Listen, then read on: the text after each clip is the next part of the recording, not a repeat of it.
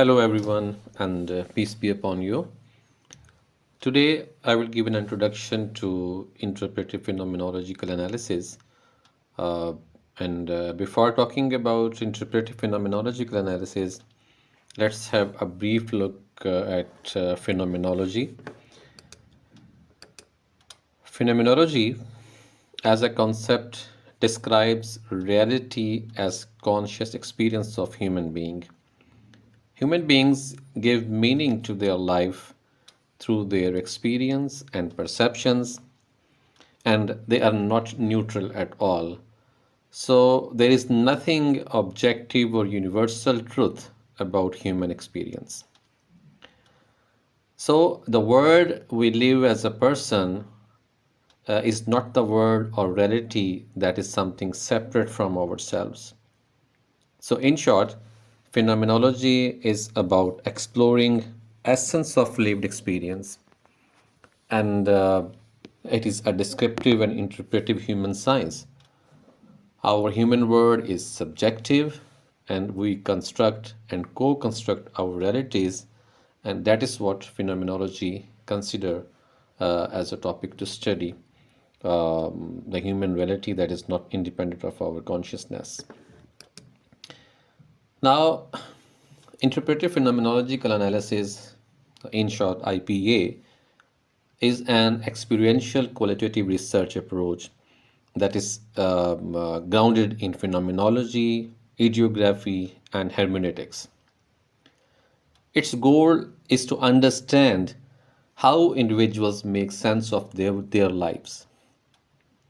The researchers, for example, employing IPA, they use double level of analysis, also called as double hermeneutics, in which the researcher and the participants' interpretations are used to make sense of the lived experience within their context. Researchers never attempt to quantify the findings because numbers cannot decide the significance of an experience in an individual's life. So, researchers do not try to control participant or context through structured questionnaires or other quantitative tools. And it is very important that data should come directly from the participants while giving participant voices to share their experience as they feel. Precisely, primary objective of IPA is to gain holistic understanding to the context and contextual sensitivity, giving a thick description to contextualize several interlinked phenomena in a single social process.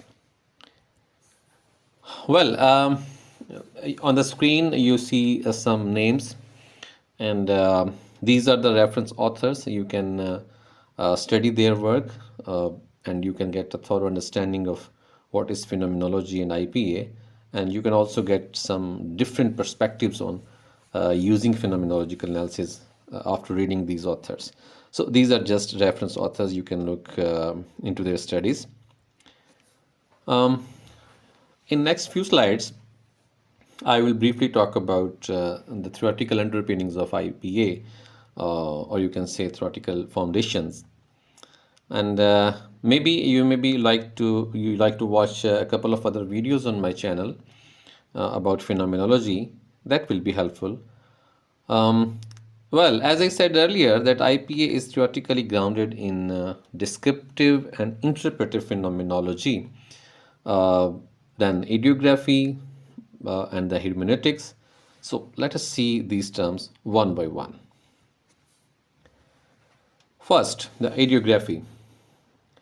Ideography means the experience of the individuals in their own perspective and within their own context.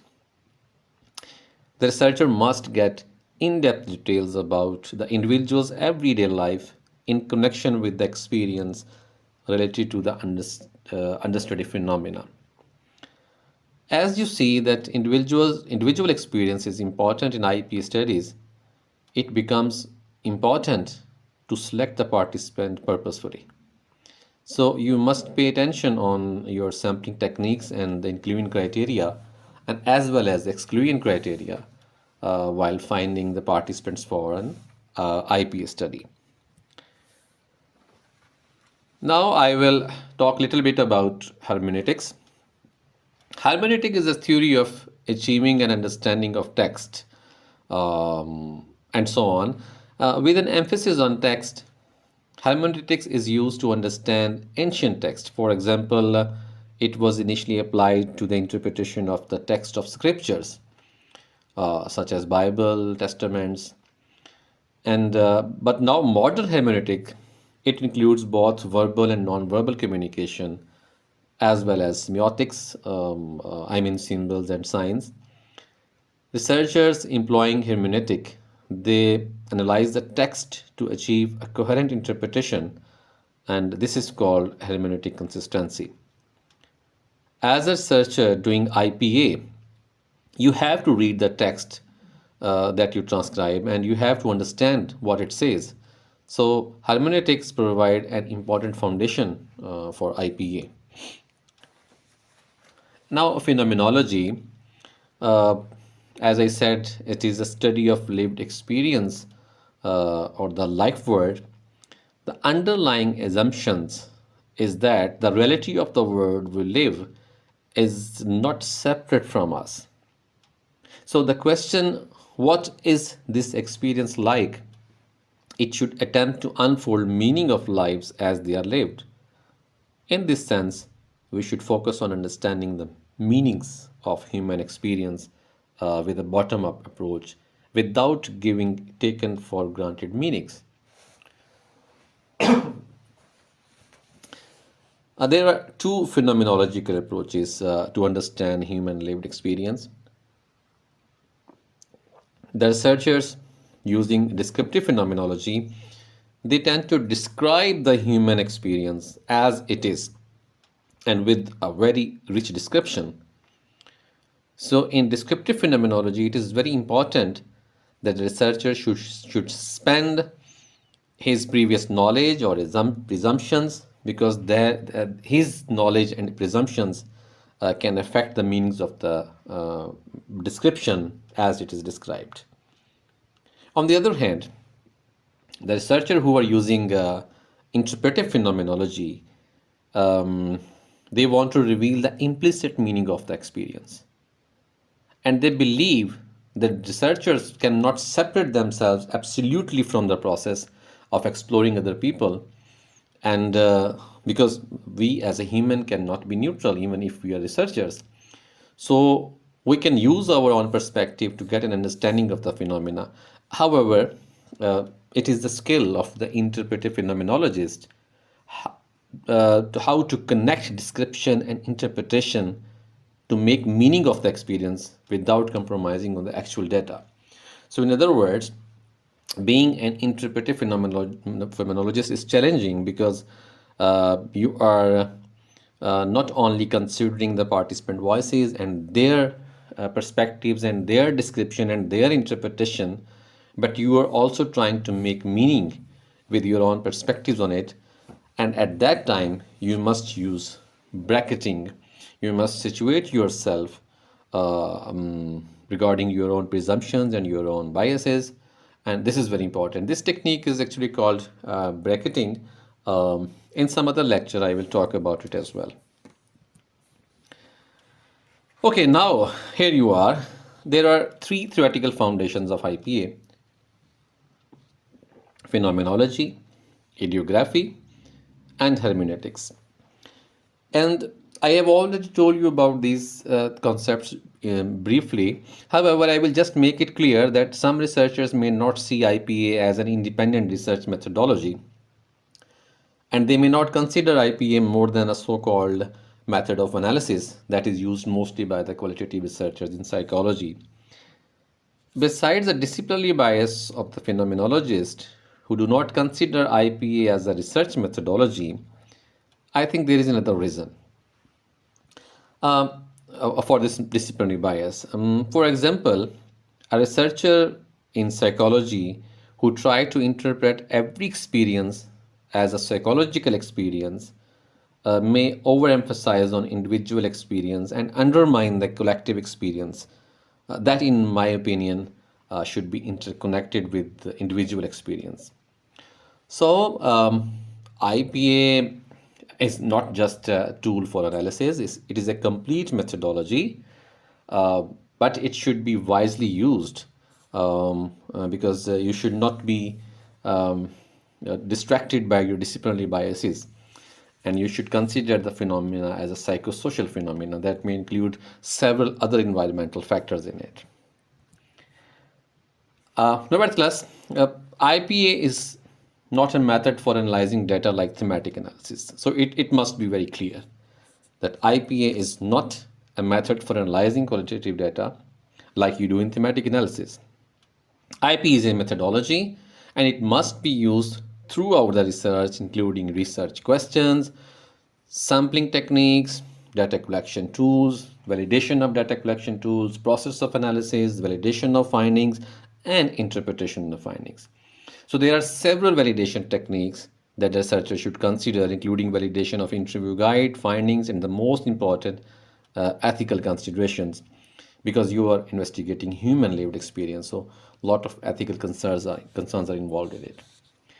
So by now, I hope you understand that IP is a complete methodology. It is not just using a specific process of analysis and a data collection tool, but it actually comprises of all the process of your research, starting from your research question and ending with your conclusions.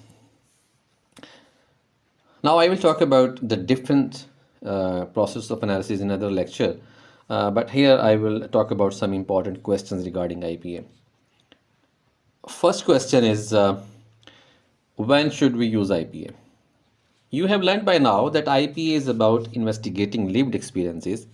So first thing you must understand that IPA is not about investigating opinions or common thinking. It is about how one has lived through some event, some incident, or some happening in his or her life. It means IP is the best approach to investigate individual experience of lives in adversities where humans face change and challenges. For example, experience of a disease, some event in life that have changed the life significantly, for example, divorce, childlessness, etc. But it is not necessary that an experience of adversity should be considered for an IPA study. Other important incidents or events are also important because they also brought a change in your life. For example, the marriage.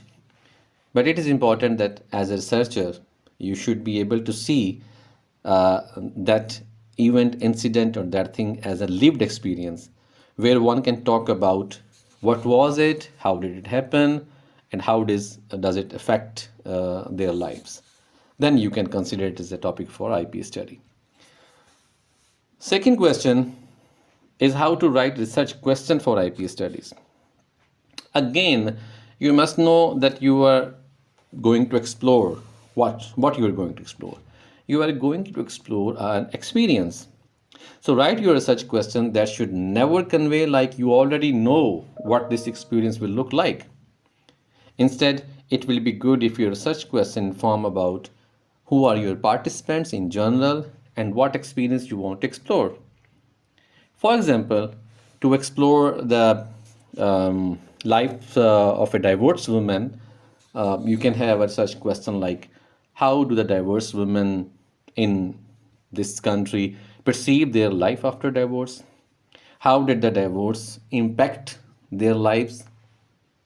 And here, if you will try to add some taken for granted assumptions, even if you are occupied with the literature you have read, in my opinion, it should not be a part of the research question.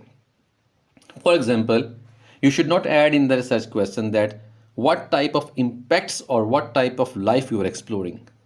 There is a chance that it will lead you, and then there is a risk that you will lead your participants to talk about that specific thing. For example, the negative impacts on their lives after divorce, only because your common sense says that being divorced means to have a negative life experience. Hence, it is very important to keep your research questions free from any presumption and let the data speak itself what are the experiences. I will also suggest to watch a video on writing research question and rationale of the study on my channel, it will give you more information about it. Third question is sampling technique. As you are going to explore individual experience, and this is not a broad experience, it is a narrowed down specific experience related to some event, incident, or happening in life, the best sampling technique is purposive sampling. You carefully make a plan and inclusion criteria based on your research question and the context where you are doing research, and then accordingly you select and access the participants. It is better to have a homogeneous sample to avoid too much differences in the context. For example, if you are taking diverse women as participants in your study, so besides demographic characteristics of the sample, you should consider carefully other things such as duration after divorce should not have too much difference that it does not help you to ground your analysis in the context. As the homogeneous purposive sampling will be good to explore a single psychosocial phenomena. If you find it difficult to locate or access participants, you can also use snowball sampling. But an important note here, uh, I did not mean that IPA cannot be applied to maximum variation sampling techniques. It depends on how you want to explore the experience. For example, maybe you want to see how the duration after divorce is affecting the lives of the participants, or you want to make a comparison among different participants. Then you can go for maximum variation sampling. That will be useful, but I will insist that only use if you can handle this. So if you are a young researcher or you are doing IP study as a novice researcher, I would not suggest you to go for maximum variation samplings. So it would be good if you start with the purposive sampling and homogeneous sampling. Fourth question is about how to collect data. Generally, in IPA studies, semi-structured interviews are considered good because you have an interview guide that helps you and your participant to stay focused on the research questions, and then with relevant probing during the interview, it make it possible to unfold the experience as it proceeds further. However, some researchers prefer unstructured interviews that I think help the participants to share everything they want to tell about their life. It can help to see several other dimensions of the life that may be important to interpret the findings. Anyhow, it depends on the topic and the depth a researcher is looking for in the data. Whatsoever, preparation of interview guide, its validation and ethical consideration should be rigorous in this process. And that I will discuss in some other presentation. And of course, you can use other methods of data collection, for example, diary writings, case studies. But it is important that your data should provide you the experience of the participants in the form of narratives or stories or the details of the specific experience. Okay, here I want to talk about a mistake that novice researchers doing interview and IPA study may commit. Remember, it is very important to see beyond your research question in some cases. For example, you are investigating the woman's experience of miscarriage, then asking the questions about miscarriage and its consequences on psychological and social well being will be incomplete. Unless you don't know the meaning of pregnancy for the woman you are asking about miscarriage. So, asking about marriage similarly, first conceiving, and associated players and fears are important to understand the meanings of miscarriage in our life. Because the pain of miscarriage, I mean losing a baby, is relative to the pleasure and fears that women associate with the experience of pregnancy, maybe at the time of conceiving. Another example, you're investigating a woman's experience of divorce and her post divorce life. It is fine that you ask questions about the reasons of divorce and its consequences, but it is equally important to know how she got married. What were her feelings and experiences at that time and the early life before the conflict started? This investigation will help you to see deeper in the experience and find connections of meanings of marriage and meanings of divorce in their lives. That is what you call an in depth interview, and this is what the researcher must be skilled to see beyond the main research question. Now, the process of analysis. One thing you must remember that you should elaborate well on your process of analysis. This is very important for the readers to know how you are looking at and looking into the data, how you are making sense of it, how you are using your reflexivity, how you are understanding the participants' perspectives, and how you are validating their responses, and how you are emerging themes and describing and interpreting those themes. So, these are some questions that you must have on your mind when you are writing about your process of analysis. Researchers have provided different ways to do interpretive analysis. In another presentation, I will talk about 2 or 3 popular processes of analysis in IP studies. But in my opinion, it is not necessary that you should follow one of them. You should have your own understanding about the topic of your study, the context, the participants, your own epistemological position, and what kind of data you have. It is very important. Then you can write your process of analysis, of course, while employing and modifying the steps presented by the other researchers and other authors. But whenever you are writing your process of analysis, the questions that I have just asked you, they are very important. Anyhow, thank you for watching this short presentation. I hope it will be helpful to at least think about IPA study, and I will come up with other presentations related to IPA soon. Thank you very much.